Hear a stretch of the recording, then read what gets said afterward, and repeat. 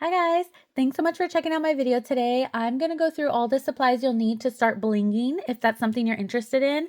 I specialize in blinging tumblers, so I like to add names to tumblers like this. This tumbler is unfinished, but I wanted to show an example of what a bling name to a tumbler looks like. I do full bling tumblers like this cow print here. I also add bling drips to my snow globe tumbler, so you'll see just the drip has the bling on it. And then I also add bling to lids for the tumblers. So if any of these are things that you're interested in making, I actually have tutorials on how to bling a drip, how to fully bling a lid, and how to add a bling name to your tumbler. I have those videos on my YouTube channel right now, so you can check those out. They'll give you full details on how to do them start to finish. But in this video, as I mentioned before, this is going over just the supplies you'll need to get those things done. And of course, the first item you'll need is the item that you're going to bling. So you decide on that. And regardless of the item, you will need a glue or an adhesive. My personal favorite is this Bob Smith Industries 30-minute cure epoxy. I don't recommend this for beginners. So what I would instead recommend if you're just starting out would be Liquid Fusion. This is my second favorite, or Gemtac. These are both really good adhesives to use as a beginner, and they just hold up really well. Beginner or not, actually. They're easy to use. That's why I recommend them for beginners. But they're really good to use even long term. I just have a personal favorite with the Bob Smith Industries. So you see these in my videos a lot. If you're interested in learning how to use glues on tumblers and tumbler surfaces, I will have a video coming out soon of testing out different glues on different tumblers, because you can do like plastic tumblers like this, acrylic tumblers like this, and then this one is a stainless steel. So a lot of people have questions on what glues work best on which tumblers. I think that Gemtac, Liquid Fusion, and the Bob Smith Industries work really well on all of them. But I will be testing out other glues on those surfaces and kind of going through how to use each of them. Also, I didn't mention it before, but I will have a Google Doc linked in the description that will have links to all of these supplies. So you can see exactly which ones I get. It'll be a list that if I ever update it, it'll be updated on that Google Doc, and added to here and there. So just FYI, check out the description for that Google Doc. Okay, moving on. You do have your glues. You do need to prep your tumblers or prep your surfaces before you actually add the glue. So I always recommend a sandpaper or a sandpaper block. I like to get these on Amazon. They'll be linked. And I like to use the 100 or 120 grit. And so that's why I have this 120 here. And then after doing the sandpaper on them, you'll need some rubbing alcohol to clean the surface. So I put a rubbing alcohol in the spray bottle, and then you'll also want to get some paper towels or like a rag to, wipe off. I like to use coffee filters. These are just coffee filters I had left over, but you can get the really cheap little white ones too.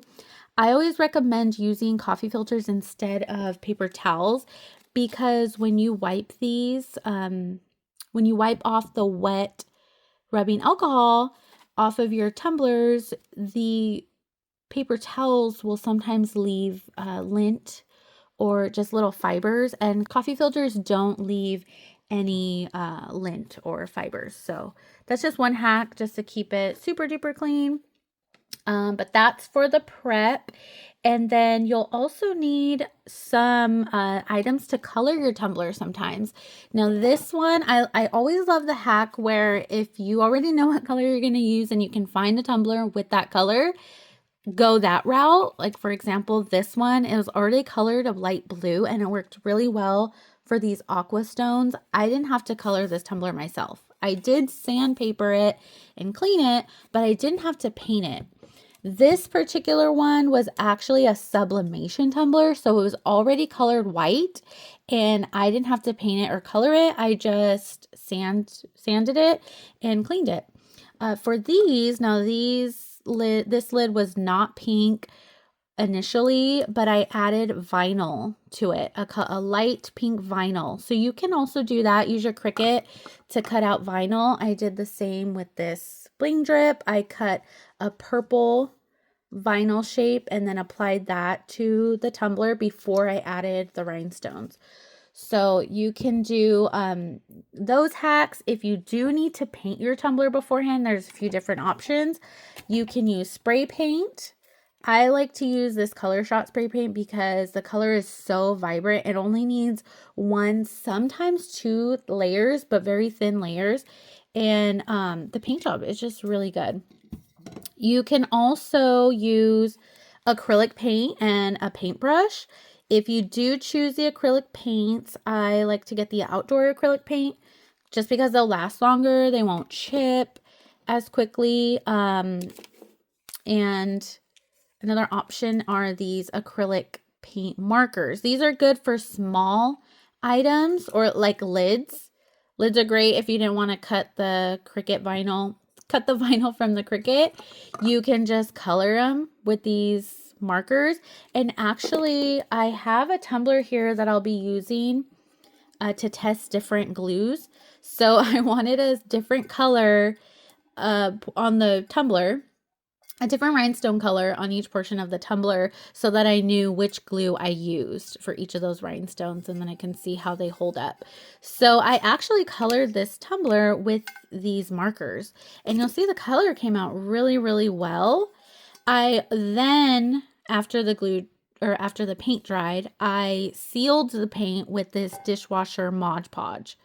This is not necessary, but I like to do it because then I know the paint is sealed. And even though I'm going to add rhinestones on top, I don't want the paint in between the rhinestones to fade or to chip off, with everyday use. I want the tumbler to look as good as possible for as long as possible. So those are the different paint options. If you are interested in how I'm going to test out glues on this tumbler, this is a stainless steel tumbler. I'll show you how to use the Liquid Fusion, the Gem Tack, and the Bob Smith Industries, along with other glues on this tumbler in a future video. So again, subscribe if that's something you're interested in, and come back to the channel when that video comes through. But those are going to be some of the main items you'll need. You'll also need some tools to pick up the rhinestones. I like to use these wax pencils from Amazon along with a sharpener to pick up my rhinestones. These are just the easiest. These are really affordable as well. And they last such a long time. They're really long pencils. But you can also get these tools. These are kind of cute. They do have a wax end, and they just kind of look really cute to use. One side comes it's like this metal, and it has a hole on the end. So then you use this little wax that it comes with. You just kind of poke it out. If I can get it, I cannot get it in this. Okay. So then it has like a little bit of wax on the end that you can use to pick up your rhinestones as well. So there are lots of different options. Again, I just like to use the wax pencil. It's so lightweight and versatile, and it lasts a long time.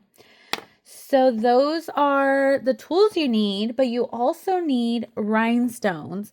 And I have a few different rhinestones here. Just wanted to show you the different styles, I guess. These are all resin rhinestones, which I recommend for beginners. Glass rhinestones are a bit more expensive.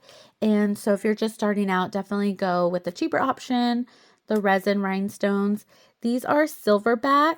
So see if I can get the light above them a little better. These are silverback, and you'll see they do sparkle really well. But then you also have jelly rhinestones, which are the same color all the way through. And then these particular jelly rhinestones have an AB finish on top. See on the top layer, they reflect the light a lot.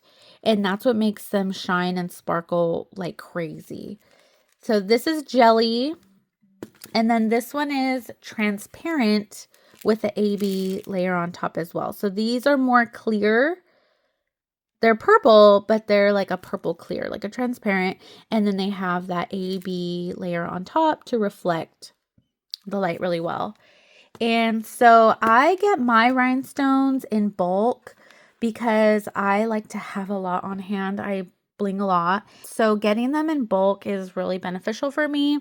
I get them on AliExpress. I'll have the store that I get them from linked in the Google Doc, but I use the Olea brand. Those are really great quality, really inexpensive if you want to buy in bulk.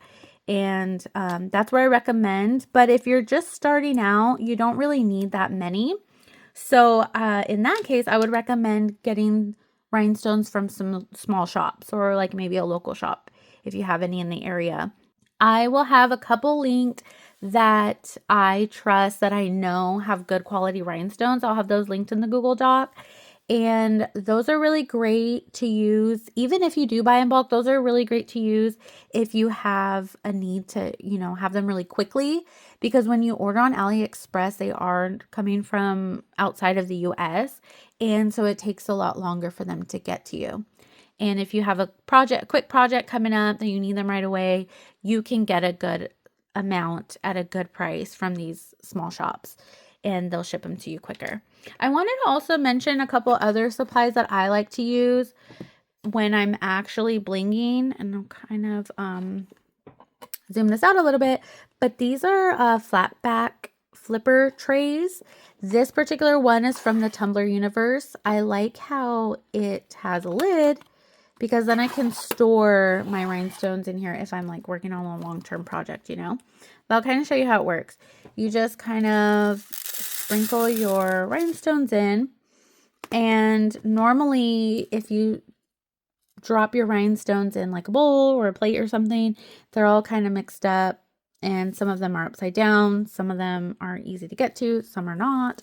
But in this tray, you can kind of shake it up and it'll line them up really easily and quickly, and they'll all be right side up. So then you can quickly grab your rhinestone and start blinging. And then once you use up all these, you just turn it around, shake it up a little bit, and get another few rows. And so this really speeds up your blinging process, makes it a lot quicker, a lot easier. And then, like I said, you can put the lid on and save this for later. So you don't have to put your rhinestones away, just store this. So I'll have these linked as well. These are my favorite. She also has these separated trays where you can put different sizes or different colors. I'll show you the difference here between the transparent purple and the jelly purple. Oops.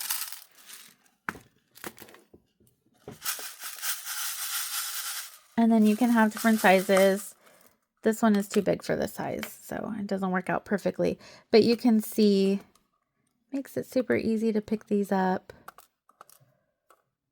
And then you can put the lids on and store them. Now, I know there are other small businesses that make these, but the particular ones that I bought were from the Tumbler universe, so I'll have those linked. If you're looking for some quick, affordable ones, they have these on Amazon. They come in packs with different sizes. They are a bit smaller, but they definitely do the job, and I like to use them for the smaller size rhinestones. You'll see these are the 3mm, and they work the same. And then they have a lid so you can store them for your projects as well.